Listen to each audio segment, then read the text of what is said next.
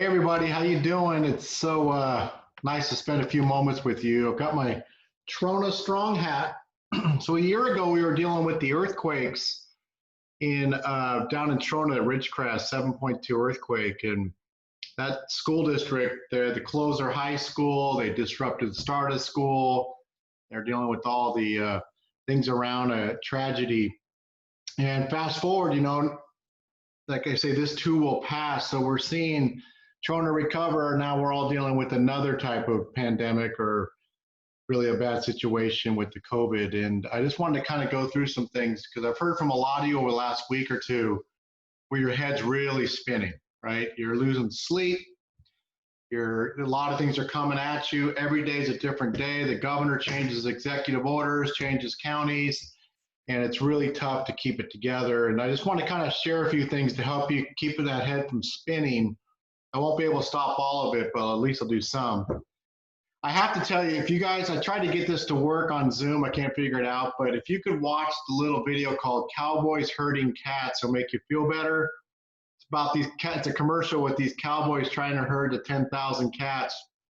It must feel like that's what your life's like right now, right? You're trying to herd everybody, get everybody together, and it must be tough. So this is a really good video. It's super funny. If you don't like cats, it's still funny. But I think it's a really funny thing to think of. Trying to herd cats on a horse is exactly what you guys are going through. So Nicole Newman threw me for a loop the other day and did a Kenny Chesney to Jimi Hendrix quote during her presentation. So I'm going to throw Destiny's Child at you. And they wrote, "I'm a survivor. I'm not going to give up. I'm not going to stop. I'm going to work harder." Over to Springsteen talking about a dream, try to make it real. And really, if you keep working hard and give your people a dream, things will come together. I know it's not easy, but Destiny's Child and Bruce can put it together for you. So I thought I'd pull those two together. I think that is true. You're going to work harder than you've ever worked. You're also going to get people to follow what you're trying to accomplish and make it real. But here nor there, your head's got to be going 100 miles a minute, right? It's got to be spinning in circles. You've written multiple guidelines. You're taking things to your board. The public's questioning it. The parents are upset. Teachers are nervous. So this is probably what your head looks like. Or maybe it looks like this, where it's a scrambled egg. And then there's always this little guy with a cord putting more stuff in your head. I could totally relate to that. Or maybe you guys just conceded and said, you know what? Nicholson's right. All work and no play is making me dull, making me a little crazy. So of all those things are going in your head. So what I like to do is go back to what my mom did for me, because I was always so hyper. She was a great sixth grade teacher, and she made a checklist for me. So it probably helped her from going nuts, but it helped the little checklist. So I'm going to give you a 10 chore checklist to go through to help you with this. So number 10 has nothing to do with COVID, nothing to do with anything. Just call a friend and see how it's going. Talk a little bit about the college days, your high school days, last week, just something different. Your friends will make you feel better. If they start asking you how's it work, just say it sucks right now. Let's talk about something else. All the research shows you call your friends, you live longer, you have less stress. If you can get together with them, great, but really just spend some time with a good friend to talk about something other than COVID or work. The second on your checklist is give something to your support staff. Call them, do a mental health check, buy them something. They've got your back, right? And they're just as worried as you are, maybe even more so, because they have to worry about you. All right. So check in with that attendance clerk or your executive assistant. If you're small, just the two of you. If you got a little bit bigger, give them a buzz. Check on them, spoil them a little bit. And to me, that's a really important thing to do to help keep the team together. This is like a checklist for you to constantly remind people of. I've been telling you for months, this is like a fire. There's a recovery, a restore, and rebuild stage. I thought we were going to hit the restore stage in July, and I think I told you that. Instead, the fire restarted, and we've closed more counties. It's very unpredictable. it's like the fire was almost out. We're getting ready to kind of clean things up. And instead, we're still back in the recovery stage.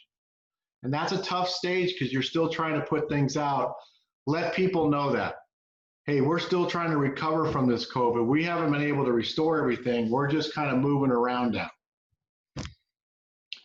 I think we're doing a terrible job with this. I think it's, you don't want to throw all the death and cases in your people's face, but you sure as heck cannot put nothing.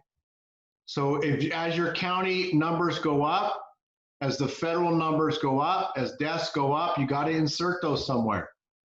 I remember once seeing a guy who always posted all the gas prices on a local paper in Oroville, and it showed, he would comment, go, why is it up 5 cents? Well, at first it kind of bothered me, but it constantly reminded me that, yeah, we were getting kind of shafted on our gas prices. You guys have to send that data out to remind people that this is a pandemic and it's not good right now. I know that not your cup of tea, but I think it's a really big mistake if you don't keep throwing data out there, especially local data. I think the next checklist you have to step away for a couple hours and act and write a letter as if the COVID came to your campus. Look what happened to the Miami baseball team, right? They got hit with the COVID, so did Philadelphia, and now they have letters that you can look at to their community about what they're doing. If you wait for the outbreak to hit your district, that's going to be too late. I would draft out some letters as if a staff or a student got it, or somewhere in your community, and you have a response to that. It doesn't have to be perfect, but you sure as heck don't want to be trying to type that thing at 2 in the morning when you get the news someone tested positive. Again, if you need help, email me, and I'll get you linkages to some sample letters. This one I think is very important for you to breathe a little easier, knowing you're prepared if a COVID happens. Call some students, call some parents. That's your next checklist, right? Just call, drop in. How's it going? How's your summer going? Talk to the kids if you can.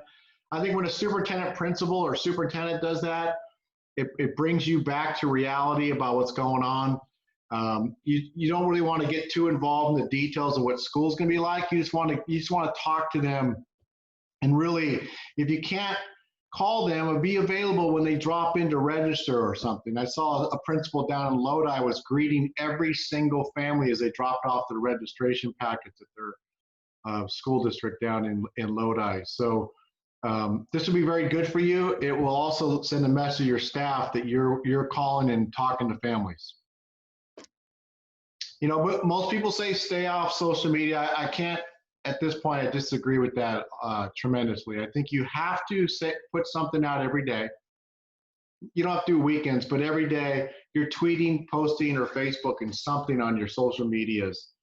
And it doesn't always have to be about back to school, but mix it up a little, retweet something, come up with some good ideas.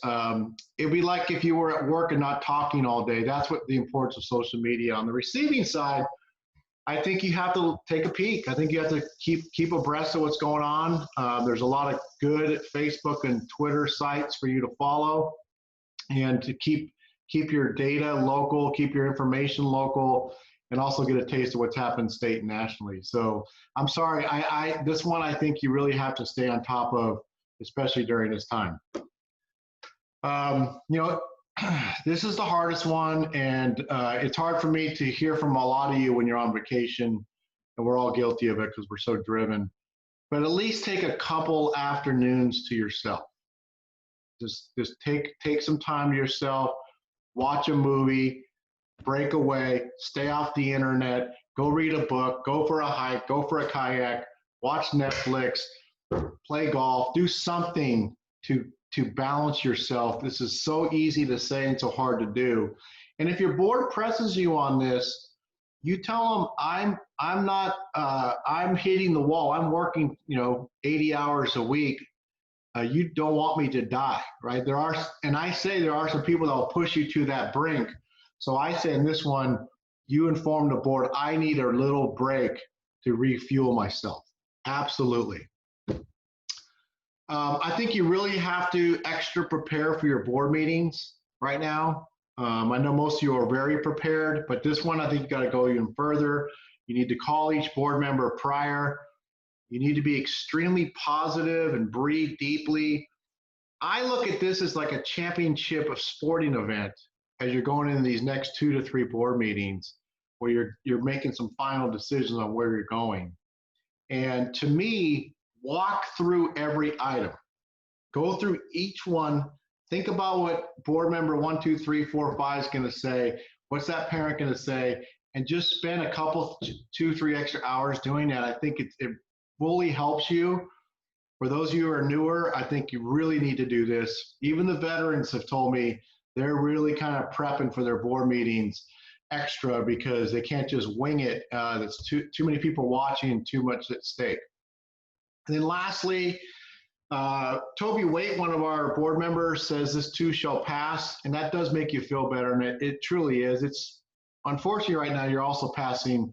It's passing, but it's like a kidney stone. A lot of pain, lot of trials and tribulations, and it is what it is, right? But if you go back and reflect on a year ago, that situation has passed. Trona's earthquake passed. They got through it. It was tough, but it does pass through, and then you start on the next thing. All you can do is your best. That's all you can do, right? Is do your best, keep positive, and again, I think use this checklist to help you get through some things. I know you're super busy, but if you step back and look at these 10 things, I think it'll help you get rid of some of those crazy thoughts in your head. They won't always go away because kidney stones hurt. I know, I've passed too. So on that note, take care of you guys and stay strong, and email me, text me if you need anything. We're here to help you at SSDA.